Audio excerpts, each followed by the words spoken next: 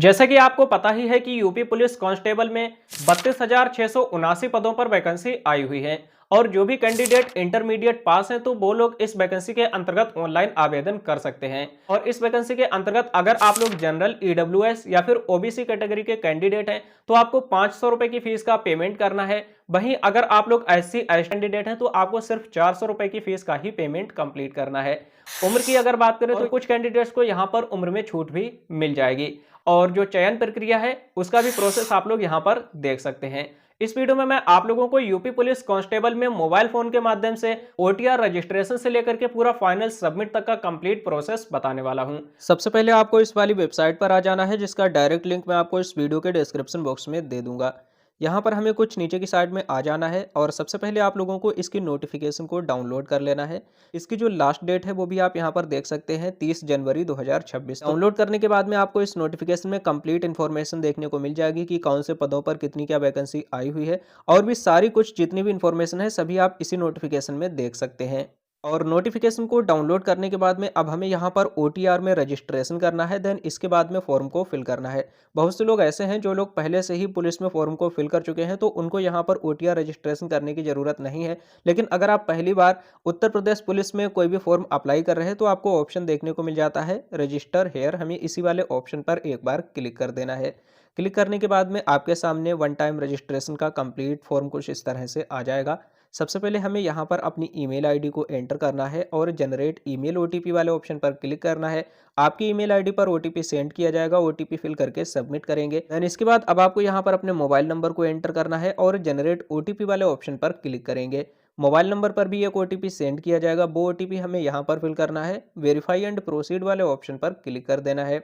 अब हमें यहाँ पर वेरिफिकेशन करना है, जिसमें कि आप अपने आधार कार्ड से वेरिफिकेशन को कंप्लीट कर सकते हैं। पर्सनल इन्फॉर्मेशन को फिल करना है, जिसमें कि यहाँ पर आप लोगों को अपने हाई स्कूल का डाटा देना है। साथ ही आप लोगों को अपने माता पिता की इन्फॉर्मेशन को फिल करना है। और इसके बाद नेक्स्ट स्टेप में अपने एक पासवर्ड को क्रिएट कर लेना है। जब आप यहाँ से रजिस्ट्रेशन को कंप्लीट कर लेंगे देन इसके बाद में अब आप लोगों को लॉगिन करना होगा। लॉगिन करने के लिए दोबारा से आपको इसी वाले पेज पर आ जाना है। लॉगिन करने के 3 ऑप्शन मिलेंगे। पहला है यहाँ पर लॉगिन विद अकाउंट, दूसरा है लॉगिन विद आधार आईडी और तीसरा लॉगिन विद डिजी लॉकर। तो हम यहाँ पर पहले नंबर वाले ऑप्शन को ही सिलेक्ट करेंगे। इस वाले ऑप्शन को सिलेक्ट करने के बाद में जिस भी मोबाइल नंबर या ईमेल आईडी से आपने रजिस्ट्रेशन किया है उसी मोबाइल नंबर को यहाँ पर एंटर करेंगे।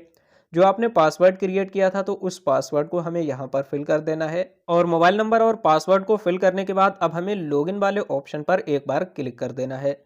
जैसे ही क्लिक करेंगे इसके बाद आप लोगों के मोबाइल नंबर या फिर ईमेल आईडी पर ओटीपी आएगा। ओटीपी आप लोगों को सिलेक्ट करना है कि आप ईमेल आईडी पर ओटीपी मंगवाना चाहते हैं या फिर मोबाइल नंबर पर। तो हमने यहाँ पर सेंड ओटीपी टू फोन इस वाले ऑप्शन पर क्लिक किया। अब हमारे मोबाइल नंबर पर ओटीपी सेंड किया जाएगा। और जो भी ओटीपी आपके मोबाइल नंबर पर सेंड किया गया है उस ओटीपी को हमें यहाँ पर फिल करना है। देन इसके बाद लॉगिन वाले ऑप्शन पर एक बार क्लिक कर देना है। क्लिक करने के बाद कुछ इस तरह से पेज आ जाएगा और हम यहाँ पर इस पोर्टल में सक्सेसफुली लॉगिन हो चुके। नीचे ऑप्शन देखने को मिल जाएगा ऑनलाइन एप्लीकेशन, हमें इसी वाले ऑप्शन पर एक बार क्लिक कर देना है। क्लिक करने के बाद में यहाँ पर आप लोगों को पोस्ट देखने को मिल जाएगी। हम इसी वाली पोस्ट में ऑनलाइन अप्लाई करना चाहते हैं। इस वाले बॉक्स पर एक बार टिक लगाना है। देन इसके बाद अप्लाई वाले ऑप्शन पर एक बार क्लिक कर देना है। अब नेक्स्ट पेज हमारे सामने कुछ इस तरह से आ जाएगा। यहाँ पर आप लोग देख सकते हैं जो हमारा अकाउंट है वह पहले से ही वेरीफाई रहेगा आधार के जरिए। जो भी हमने ओटीआर रजिस्ट्रेशन किया था तो उसी में हमारा जो अकाउंट है वह वेरीफाई हो जाता है। साथ ही हम डिजी लॉकर से भी वेरीफाई हो चुके हैं, इसलिए दोनों ही ऑप्शन ग्रीन कलर में लिख करके आ चुके हैं। अब हमें यहाँ पर अपनी पर्सनल इन्फॉर्मेशन को फिल करना है। अब हमें यहाँ पर कुछ नीचे की साइड में आ जाना है। पर्सनल इन्फॉर्मेशन में जो डाटा है वह पहले से ही काफ़ी चीज़ें फिल रहेंगी। कुछ चीज़ें ऐसी हैं जो आपको खुद से फिल करनी होगी, जैसे कि सबसे पहले यहाँ पर आप लोगों को अपनी माताजी के नेम को खुद से फिल करना होगा। जो भी आप लोगों की हाई स्कूल की मार्कशीट में है सेम टू सेम आप लोगों को वही फिल करना है। वैवाहिक स्थिति आपको बताना है कि आप मैरिड हैं या फिर अनमैरिड हैं। अब नीचे की साइड में आ जाना है। अपने निवास प्रमाण पत्र की कंप्लीट इन्फॉर्मेशन यहाँ पर फिल करना है। सबसे पहले पूछा जा रहा है क्या आप उत्तर प्रदेश के निवासी हैं। अगर यूपी में रहते हैं तो यहाँ पर आप लोगों को यस वाले ऑप्शन को सिलेक्ट कर लेना है। इसके बाद में आप लोगों को यहाँ पर अपने डिस्ट्रिक्ट को सिलेक्ट कर लेना है। जो भी आपके डोमिसाइल सर्टिफिकेट में डिस्ट्रिक्ट है सेम टू सेम उसी डिस्ट्रिक्ट को फिल करेंगे। अब आपका जो डोमिसाइल सर्टिफिकेट है वह किसके द्वारा इशू हुआ है, तो हम इस वाले ऑप्शन पर क्लिक करेंगे। यहाँ पर काफ़ी सारे ऑप्शन मिल जाएंगे, जैसे कि ADM, city magistrate, DM, SDM या फिर तहसीलदार। हमने यहाँ पर तहसीलदार वाले ऑप्शन को सिलेक्ट कर लिया। कौन सी डेट को आपका निवास प्रमाण पत्र जारी हुआ है, वो डेट आपको इस कैलेंडर के माध्यम से सिलेक्ट कर लेना है। और इसके बाद आपका जो भी मूल निवास प्रमाण पत्र सर्टिफिकेट एप्लीकेशन नंबर है वो यहाँ पर फिल करेंगे, और जो सीरियल नंबर है वो हमें यहाँ पर फिल कर देना है। इसी तरह से अब कुछ नीचे की साइड में आएंगे, अपनी कैटेगरी को यहाँ से सिलेक्ट कर लेना है। जैसे कि हम यहाँ पर जनरल के अलावा कोई भी कैटेगरी को सिलेक्ट करेंगे तो उसमें हमें अपने कास्ट सर्टिफिकेट की भी इंफॉर्मेशन को फिल करना है। हमने यहाँ पर कैटेगरी को सिलेक्ट कर लिया, कौन सी डिस्ट्रिक्ट से आप लोगों का कास्ट सर्टिफिकेट इशू हुआ है वो डिस्ट्रिक्ट सिलेक्ट करेंगे, किसके द्वारा इशू हुआ है तो वो हमें सिलेक्ट करना है, और कौन सी डेट को इशू हुआ है उस डेट को आपको इस कैलेंडर के माध्यम से सिलेक्ट करना है। अपने कास्ट सर्टिफिकेट के एप्लीकेशन नंबर को फिल करेंगे और सीरियल नंबर को यहाँ पर फिल कर देना है। अब हमें कुछ नीचे की साइड में आ जाना है, अपने एड्रेस की कंप्लीट इन्फॉर्मेशन यहाँ पर फिल करेंगे। सबसे पहले यहाँ पर आप लोगों को अपनी स्टेट का नाम सिलेक्ट करना है। इसके बाद यहाँ पर हमें अपने डिस्ट्रिक्ट का नाम सिलेक्ट करना है, और जो कंप्लीट एड्रेस है वो आप लोगों को इस वाले बॉक्स में फिल कर देना है। कंप्लीट एड्रेस में आप अपना मकान नंबर, विलेज का नाम, पोस्ट ऑफिस, ये सारी कुछ चीज़ें फिल कर सकते हैं। जो भी आप लोगों का थाना लगता है तो वो आपको यहाँ पर फिल करना है, और आपके एरिया का जो पिन कोड है वो हमें यहाँ पर फिल कर देना है। इसके बाद अब आप लोगों को यहाँ पर अपने परमानेंट एड्रेस को भी फिल करना है, लेकिन अगर आप लोगों का करंट एड्रेस और परमानेंट एड्रेस दोनों सेम है तो सेम टू सेम आप लोगों को यहाँ पर फिल करने की जरूरत नहीं है, बल्कि इस वाले बॉक्स पर एक बार टिक लगाएंगे तो सेम एड्रेस ही यहाँ पर आ जाएगा। और यहाँ पर आप लोगों को गृह जिला एवं राज्य ये आप लोगों को सिलेक्ट करना है, जिसमें कि सबसे पहले हम यहाँ पर उत्तर प्रदेश सिलेक्ट कर लेंगे, और इसके बाद में जो भी आपका होम डिस्ट्रिक्ट है वो यहाँ पर सिलेक्ट कर लेना है। सारी कुछ इन्फॉर्मेशन को फिल करने के बाद आपको यहाँ पर सेव वाले ऑप्शन पर एक बार क्लिक करना है। हमारी इन्फॉर्मेशन सक्सेसफुली सेव हो चुकी, और इसके बाद नेक्स्ट वाले ऑप्शन पर एक बार क्लिक कर देंगे। नेक्स्ट पेज हमारे सामने कुछ इस तरह से आ चुका है। अब आप लोगों को यहाँ पर अदर डिटेल्स को फिल करना है, जिसके लिए कुछ नीचे की साइड में आ जाना है। ऑप्शन देखने को मिल जाता है स्वतंत्रता संग्राम सेनानी आश्रित होने का विवरण। अगर कोई ऐसा व्यक्ति है जो कि स्वतंत्रता संग्राम सेनानी के आश्रित हैं तो यहाँ पर हमें यस वाले ऑप्शन को सिलेक्ट करना है, नहीं तो नो वाले ऑप्शन को ही सिलेक्ट कर लेना है। अगर कोई भी भूतपूर्व सैनिक रहा है तो उसको यहाँ पर यस करना है, नहीं तो नो वाले ऑप्शन को यहाँ पर भी सिलेक्ट कर लेना है। इसी के साथ में उत्तर प्रदेश के राजकीय कर्मचारी का विवरण, अगर पहले से ही आप लोग गवर्नमेंट एम्प्लॉयड हैं तो यहाँ पर हमें यस वाले ऑप्शन को सिलेक्ट करना है, नहीं है तो आपको नो वाले ऑप्शन को सिलेक्ट कर लेना है। इसी तरह से होम गार्ड्स के विवरण, अगर आप पहले से ही होम गार्ड में 3 साल के लिए होम गार्ड के रूप में काम कर चुके हैं तो आपको यस करना है, नहीं तो इसमें भी नो वाले ऑप्शन को ही सिलेक्ट करना है। और इसके बाद सेव वाले ऑप्शन पर क्लिक करेंगे। हमारा डाटा सक्सेसफुली सेव हो चुका, और अब नेक्स्ट वाले ऑप्शन पर एक बार क्लिक कर देना है। नेक्स्ट वाले ऑप्शन पर क्लिक करते ही जो हमारी अदर इन्फॉर्मेशन है वो भी सक्सेसफुली कंप्लीट हो चुकी है। अब हमें यहाँ पर एजुकेशनल क्वालिफिकेशन की इन्फॉर्मेशन को फिल करना है। इसके लिए कुछ नीचे की साइड में आ जाना है। यहाँ पर सबसे पहले तो आप लोगों को हाई स्कूल की इन्फॉर्मेशन को फिल करना है, और इसके बाद इंटरमीडिएट की इन्फॉर्मेशन फिल करना है। हाई स्कूल में सबसे पहले आप लोगों को रोल नंबर एंटर करना है। इसके बाद यहाँ पर आप लोगों को अपना सर्टिफिकेट सीरियल नंबर फिल करना है।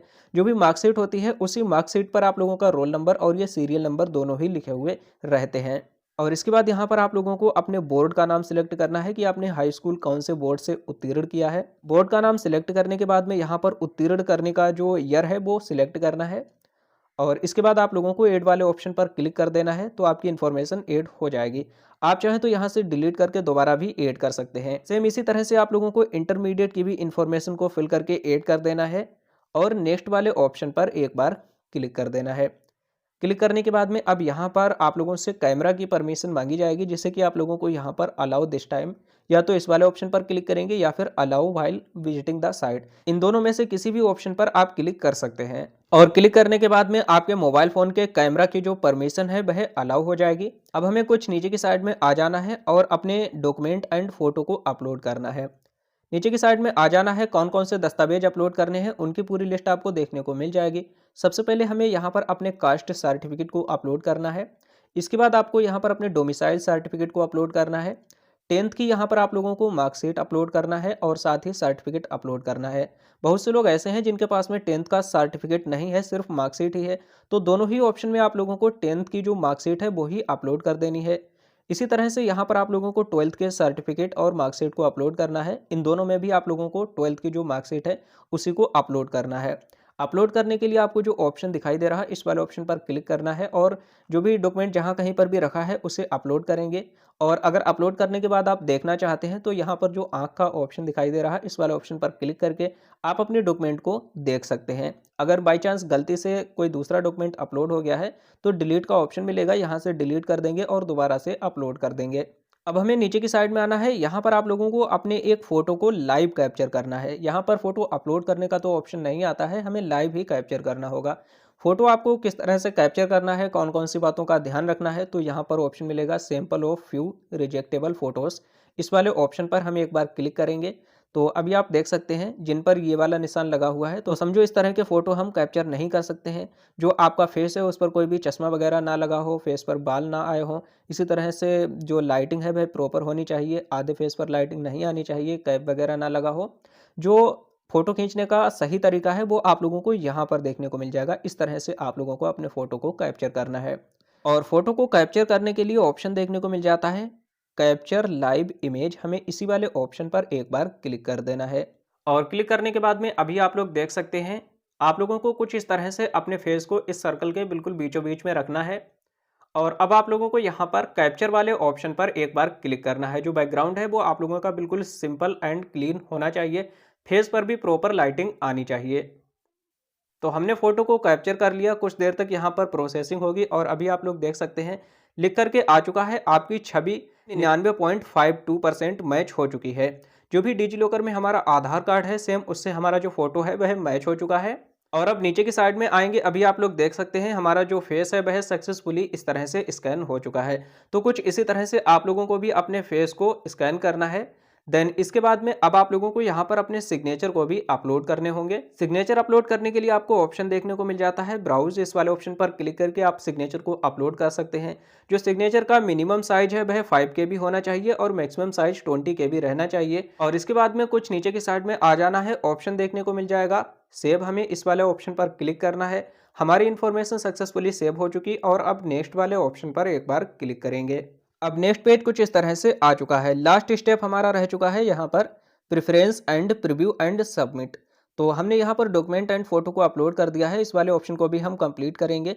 नीचे की साइड में आप लोगों को आ जाना है। अब आप लोग कौन सी पोस्ट पर प्रेफरेंस देना चाहते हैं वो आप लोगों को यहाँ पर अच्छे से देख लेना है। जैसे कि यहाँ पर पोस्ट प्रेफरेंस के काफ़ी सारे ऑप्शंस आ चुके हैं।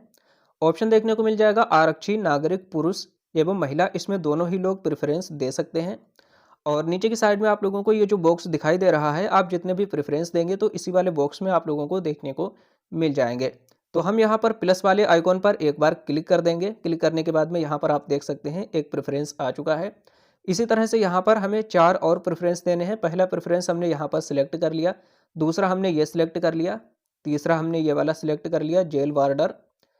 इसके बाद में यहाँ पर आरक्षी विशेष सुरक्षा बल, इस वाले ऑप्शन को हम सिलेक्ट करेंगे और हमने सभी पोस्ट की प्रेफरेंस को लिस्ट वाइज सिलेक्ट कर लिया है। प्रेफरेंस 1 2 3 4 5 इस तरह से सिलेक्ट कर लिया है। ये चीज़ सिलेक्ट करने के बाद में यहाँ पर आपको एक बॉक्स दिखाई दे रहा है, इस वाले बॉक्स पर एक बार टिक लगा देना है। टिक लगाने के बाद में अब आपसे पूछा जा रहा है कंप्यूटर ओ लेवल सर्टिफिकेट, क्या आपके पास में कंप्यूटर ओ लेवल का सर्टिफिकेट है? अगर है तो यस वाले ऑप्शन को सिलेक्ट करेंगे और उस सर्टिफिकेट को यहाँ पर अपलोड भी करना होगा। नहीं है तो हम नो वाले ऑप्शन को सिलेक्ट कर लेंगे। सिलेक्ट करने के बाद में अब पूछा जा रहा है प्रादेशिक सेना में सेवा दी है, क्या आपने प्रादेशिक सेना में सेवा दी? अगर दी है तो यस करेंगे और यहाँ पर आपको उसका भी सर्टिफिकेट अपलोड करना होगा। नहीं है तो नो वाले ऑप्शन को सिलेक्ट करेंगे। इसी तरह से यहाँ पर B certificate of national cadet corps, अगर है तो यस, नहीं तो नो वाले ऑप्शन को सिलेक्ट कर लेंगे। नीचे की साइड में आप लोगों को यहाँ पर जो घोषणा पत्र का ऑप्शन दिखाई दे रहा है, इन सभी बॉक्सेस पर हमें कुछ इस तरह से टिक लगा देना है। और इसके बाद में यहाँ पर आप लोगों को ऑप्शन देखने को मिल जाएगा। इस ऑप्शन में काफ़ी लोग कंफ्यूज हो जाते हैं, जिसमें कि लिखा हुआ है मैं घोषणा करता हूँ या फिर करती हूँ कि मैं अविवाहित, विधुर, विधवा हूँ या फिर मेरा केवल एक ही जीवित जीवन साथी है। और मैं यह घोषणा करता हूँ, करती हूँ कि मैंने किसी ऐसी स्त्री पुरुष से विवाह नहीं किया है जिसका पहले से ही जीवन साथी जीवित है। तो यहाँ पर यस वाले ऑप्शन पर क्लिक करेंगे और क्लिक करने के बाद में यस वाले ऑप्शन को सिलेक्ट कर लेंगे। इसके बाद में यहाँ पर दूसरी घोषणा है जिसमें कि लिखा हुआ है मैं घोषणा करता हूँ या करती हूँ मुझे विधि द्वारा स्थापित किसी भी न्यायालय द्वारा कभी भी दोषी नहीं ठहराया गया है। यहाँ पर भी हम सिलेक्ट वाले ऑप्शन पर क्लिक करके यस वाले ऑप्शन को सिलेक्ट करेंगे और जो लास्ट रह जाता है, मैं घोषणा करता हूं या करती हूं कि मुझे किसी भी राजकीय सेवा से बर्खास्त या फिर निष्कासित नहीं किया गया है। तो इसमें भी हम सिलेक्ट वाले ऑप्शन पर क्लिक करके यस वाले ऑप्शन को सिलेक्ट कर लेंगे। तीनों में ही हम यस वाले ऑप्शन को सिलेक्ट करेंगे। देन इसके बाद जिस भी डेट को आप फॉर्म अप्लाई कर रहे हैं वो डेट देखने को मिल जाएगी। एप्लीकेंट के सिग्नेचर आ जाएंगे। यहाँ पर आपको अपने प्लेस का नाम एंटर कर देना है। प्लेस में आप अपने सिटी, टाउन या डिस्ट्रिक्ट का नाम भी दे सकते हैं। और प्लेस का नाम एंटर करने के बाद में अब हमें यहाँ पर प्रीव्यू एप्लीकेशन इस वाले ऑप्शन पर एक बार क्लिक कर देना है। और जैसे ही प्रीव्यू एप्लीकेशन वाले ऑप्शन पर क्लिक करेंगे, हमारे सामने कुछ इस तरह से पेज आ जाएगा। अब आप लोगों को अच्छी तरह से सारी कुछ इन्फॉर्मेशन चेक कर लेना है कि कहीं पर कोई भी मिस्टेक तो नहीं है। और अगर कोई भी मिस्टेक है, आप अपने फॉर्म में सुधार करना चाहते हैं, तो अभी एडिट का ऑप्शन मिल जाएगा। इस पर क्लिक करके आप एडिट कर सकते हैं। लेकिन अगर सब कुछ सही है तो आपको यहाँ पर ये जो बॉक्स दिखाई दे रहा है, इस वाले बॉक्स पर एक बार टिक लगाना है। देन इसके बाद आपको यहाँ पर सबमिट वाले ऑप्शन पर एक बार क्लिक कर देना है। और जैसे ही क्लिक करेंगे, इसके बाद में देखिए लिख करके आ चुका है, आवेदक आवेदन जमा करने के बाद जितनी बार चाहे संशोधन कर सकता है। लेकिन अगर एक बार फीस का भुगतान कर देगा, उसके बाद में आवेदक कोई भी संशोधन नहीं कर पाएगा। तो हमें यहाँ पर सबमिट वाले ऑप्शन पर एक बार क्लिक कर देना है। जैसे ही क्लिक करेंगे, हमारे सामने यहाँ पर पेमेंट डिटेल आ जाएगी। अब यहाँ पर 500 रुपये की ऑनलाइन ही पेमेंट को कंप्लीट करना है, क्योंकि हमने ओबीसी कैटेगरी को सिलेक्ट किया था। टोटल अमाउंट यहाँ पर आ चुका है। अब नीचे की साइड में आ जाना है, ऑप्शन मिलेगा पे विद एसबीआई ई पे। हमें इसी वाले ऑप्शन पर एक बार क्लिक करना है। इस वाले बॉक्स पर एक बार टिक लगा करके आगे बढ़े, यानी कि प्रोसीड वाले ऑप्शन पर एक बार क्लिक करेंगे। अब नेक्स्ट पेज कुछ इस तरह से आ जाएगा। यहाँ पर आप लोगों का जो ऑर्डर नंबर है वो देखने को मिल जाएगा। अब पेमेंट करने के काफ़ी सारे ऑप्शन देखने को मिल जाएंगे। जरूरी नहीं है आपका अकाउंट एसबीआई में ही हो, किसी भी बैंक में अकाउंट हो, आप लोग कहीं से भी पेमेंट कर सकते हैं। पहला ऑप्शन है यहाँ पर डेबिट कार्ड, क्रेडिट कार्ड, दूसरा नेट बैंकिंग, तीसरा यूपीआई। हम यहाँ पर यूपीआई वाले ऑप्शन को सिलेक्ट करेंगे। अब इसमें भी दो ऑप्शन है, पहला है यूपीआई आईडी, दूसरा क्यूआर कोड। हम यहाँ पर यूपीआई क्यूआर वाले ऑप्शन को सिलेक्ट करेंगे और इसके बाद पे नाउ वाले ऑप्शन पर एक बार क्लिक कर देना है। जैसे ही क्लिक करेंगे, हमारी डिस्प्ले पर एक बड़ा सा क्यूआर कोड आ जाएगा। अब इस क्यूआर कोड को स्कैन करना है और आप लोगों को 500 रुपये की फीस का पेमेंट कंप्लीट कर देना है। जैसे ही आप लोग फीस का पेमेंट कर देंगे, आपकी जो फीस की रिसिप्ट है वो जनरेट हो जाएगी। आप डाउनलोड कर सकते हैं और जो फाइनल प्रिंट आउट है वो भी आप लोग डाउनलोड कर सकते हैं। फीस का पेमेंट कंप्लीट करने के बाद में अगर कोई भी एरर आ जाता है या फिर आपका फाइनल प्रिंट आउट नहीं मिलता है, तो आपको दोबारा से इसी वाले पोर्टल पर आ जाना है। यहाँ पर आप लोगों को दोबारा से लॉगिन विद अकाउंट इस वाले ऑप्शन पर क्लिक करना है और यहाँ पर आपको अपने मोबाइल नंबर, पासवर्ड को एंटर करना है। लॉगिन वाले ऑप्शन पर क्लिक करेंगे। लॉगिन करने के बाद में आप लोगों को इसका जो फाइनल प्रिंट आउट है वह निकाल लेना है। अब प्रिंट आउट आप चाहें तो पीडीएफ फॉर्मेट में भी सेव करके रख सकते हैं और आप चाहें तो उसका प्रिंट आउट निकलवा सकते हैं। तो इस तरह से आप लोग बहुत ही आसानी से यूपी पुलिस कांस्टेबल में ऑनलाइन अपने मोबाइल फोन के माध्यम से रजिस्ट्रेशन से लेकर के फाइनल सबमिट तक फॉर्म को फिल कर सकते हैं। बाकी इसके अलावा कोई क्वेश्चन या सवाल है तो आप हमसे कमेंट करके पूछ सकते हैं।